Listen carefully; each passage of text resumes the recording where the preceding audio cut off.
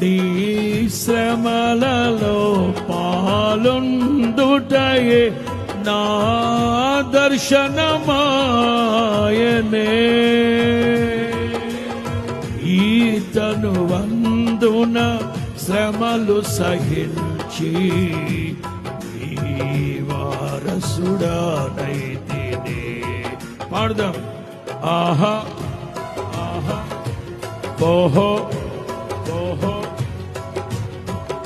ఏమని వివరింతును,